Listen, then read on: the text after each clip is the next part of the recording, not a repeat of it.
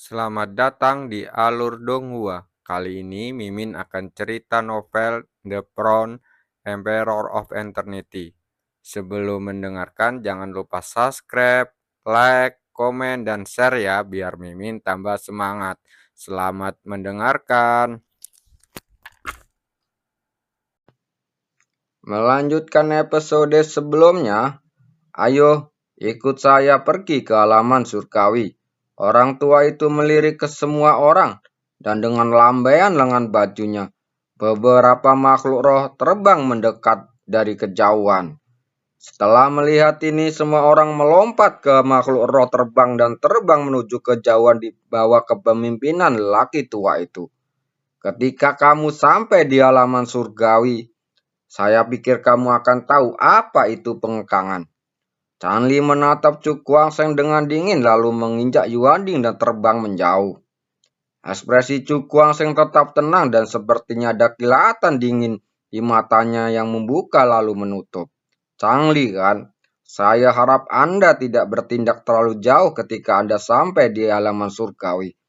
Jika tidak, saya akan memberitahu Anda bahwa siswa baru pun tidak dapat dimanipulasi sesuka hati. Dia perlahan menutup matanya dan bergumam. Sisa waktu yang dihabiskan di jalan, dalam waktu kurang dari setengah jam rombongan meninggalkan kota Siling. Semua orang sangat bingung tentang hal ini. Bukankah mereka akan memasuki halaman surgawi? Mengapa malah meninggalkan kota Siling? Namun, ketika mereka menanyakan hal ini, lelaki tua Tianyun itu tersenyum tipis dan tidak menjelaskan apapun.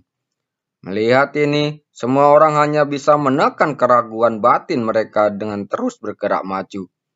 Arah ini sepertinya mengarah ke wilayah naga hitam.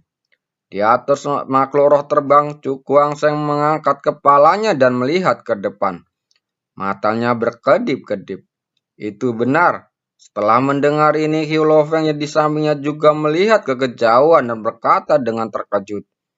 Julier menggelengkan kepalanya dan berkata, tetapi sejauh yang saya tahu, tidak ada jejak aktivitas siswa halaman surgawi di wilayah naga hitam. Apakah ini aneh? Mendengar ini Chu Kuang-seng bingung dan tidak berdaya. Lalu dia berkata, tunggu dan lihat saja. Tian Yun akan selalu muncul karena lelaki tua dari Tian Yun membawa mereka pergi seperti ini. Pasti ada alasannya. Dan di halaman itu akan selalu menampakkan wujud asli pada suatu saat. Mereka sangat menantikan hal itu. Jadi, 7 hari berlalu dengan tenang dalam perjalanan ini. Selama periode ini, yang mengejutkan Chu Kuang-seng adalah meskipun mereka sampai di wilayah naga hitam, mereka masih tidak menunjukkan tanda-tanda berhenti dan terus terbang ke kejauhan. Kemana kita akan pergi? Chu Kuang-seng mengeritkan dahi, merasa sangat bingung. Sementara dia ragu, kelompok itu terus masuk jauh ke dalam wilayah naga hitam. 3 hari telah berlalu lagi. Ketika hari keempat tiba, semua orang melihat ke atas dan melihat sebuah lembah besar dan dengan pegunungan hitam membelakang di sekelilingnya, yang membuat semua orang merasa sangat tertekan. Ini jurang naga hitam.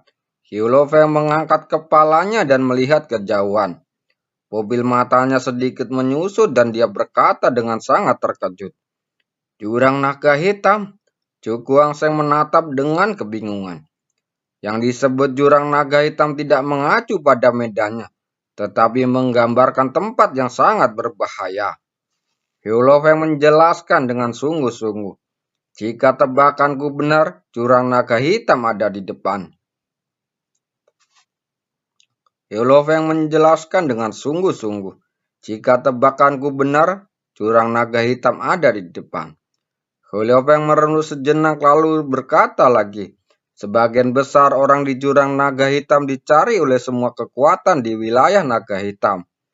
Karena mereka telah melakukan terlalu banyak hal jahat. Mereka terpaksa bersembunyi di sini karena putus asa. Setelah mendengar ini, Chu Kuang-seng langsung terkejut dengan kata-kata ini. Dicari oleh semua kekuatan wilayah naga hitam. betapa kejam dan orang yang bisa mencapai tingkat kemarahan dan kebencian seperti itu. Ini bukankah lokasi Tianyun? Ia melihat ke lembah depan dan berkata dengan heran. Saat berikutnya, kata-kata lelaki tua dari Tianyun membenarkan kecurigaannya. Itu halaman surgawi. Orang tua itu menunjuk lembah di depan dan suara tuanya bergema, membuat semua orang tercengang. Tianyun terletak di tempat yang berbahaya. Apakah ini terlalu luar biasa? Melihat ekspresi semua orang terkejut, lelaki tua itu tersenyum tipis dan berkata, orang tua lainnya tidak punya apa atau katakan. Kamu hanya perlu tahu bahwa di halaman surgawi, titik membunuh iblis adalah hal yang paling penting. Dan pada titik ini, dia menunjuk ke lembah dan berkata, dan itu adalah tempat terbaik untuk mencapai titik pembunuhan iblis. Semua orang melihat ke atas, mobil mereka sedikit menyusut dan berkata dengan terkejut. Sepertinya itu adalah wilayah alam iblis hitam. Tidak buruk, orang tua itu mengangguk dan berkata sambil tersenyum. Membunuh orang kuat dari alam iblis hitam dapat secara langsung mendapatkan sejumlah poin pembunuh iblis. Mendengar ini, semua orang tiba-tiba menarik napas. Akademi Empat Roh ini benar-benar gila.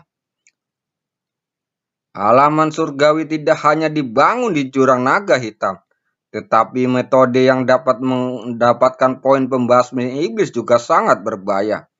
Anda tahu, ada alam iblis hitam, dan jika mereka memasukinya, kemungkinan besar mereka akan mati. Saat ini, lelaki tua itu tersenyum dan berkata, tentu saja generasi tua dari alam iblis hitam mengambil tindakan terhadap Anda. Halaman surgawi kami akan datang menyelesaikannya. Tetapi jika sesama junior, Anda hanya dapat menyelesaikan sendiri. Saya rasa Anda tidak perlu menjelaskan bahayanya. Orang tua itu menoleh untuk melihat ke arah kerumunan dan ekspresinya menjadi serius. Masih memiliki kesempatan untuk memilih apakah akan bergabung dengan halaman surgawi. Tinggalkan di sini dan kembalilah ke halaman bumi atau masuk ke jurang naga hitam untuk mengalami hidup dan mati. Di akhir kata-katanya, ekspresi serius muncul di wajah orang tua itu. Setelah mendengar kata-katanya, ekspresi semua orang berubah, tetapi pada akhirnya tidak ada yang memilih mundur. Mereka bisa sampai sini selangkah demi selangkah. Jadi, mereka pasti bukan orang yang penakut. Dan semua orang tahu bahwa jalan menjadi orang kuat pasti penuh bahaya. Kalau begitu, atas nama Tian Yuan, saya menyambut Anda untuk bergabung dengan kami. Orang tua itu bertepuk tangan dan berkata sambil tersenyum. Namun, karena masih banyak mahasiswa baru yang terbaik adalah mengambil pengalaman pertamamu di jurang naga hitam. Mereka semua bingung, lalu bertanya, bisakah kami mendapatkan poin pembunuh iblis di sini?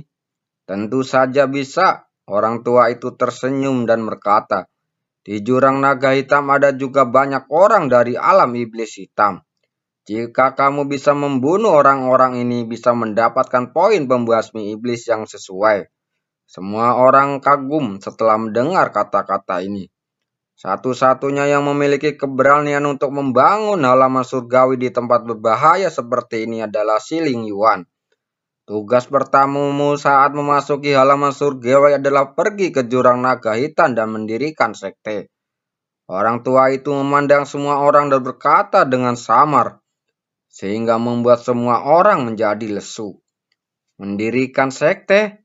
Semua orang berkata dengan terkejut. Itu benar. Orang tua itu mengangguk dan berkata sambil tersenyum.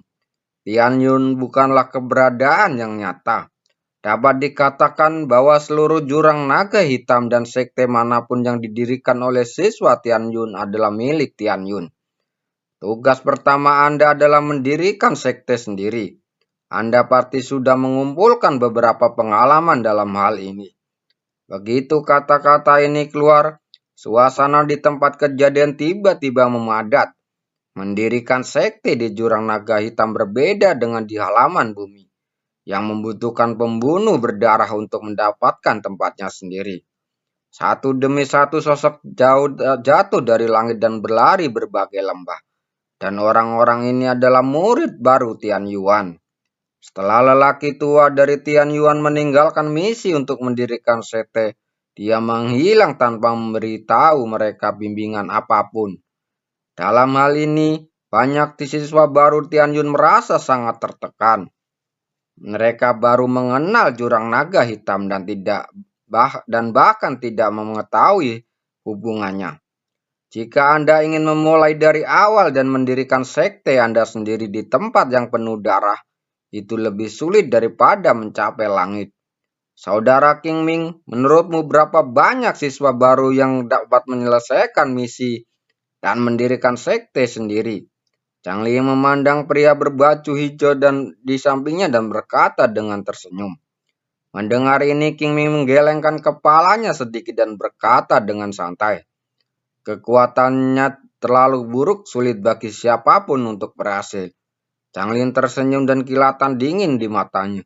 Saya pikir ada seorang anak laki-laki yang dapat mendirikan sekte. Siapa? King bertanya tanpa ekspresi. Chang Li menjentikan jarinya dan berkata sambil tersenyum. Itulah orang yang baru bertarung denganku. King Ming meliriknya dan dengan heran dan berkata dengan aneh. Anak ini memang memiliki beberapa kemampuan, tetapi jalan masih panjang. Tapi jika dia ingin mendirikan sekte itu bukan masalah kecil. Terlebih lagi dia memiliki konflik denganmu, dan kamu sangat menghargainya. Setelah mendengar ini, Chang Li menyipitkan mata dan cahaya dingin melintas di matanya. Sudut mulutnya sedikit terangkat dan dia tertawa terkekeh. Lawan dengan beberapa kemampuan itu menarik. Jika tidak, itu akan terlalu membosankan. King Mi meliriknya dan mengalihkan pandangan ke Helen Yuan di bawah dan berkata dengan ringan. Kalau begitu, mari kita lihat masalah apa yang bisa dilakukan anak ini di jurang naga hitam.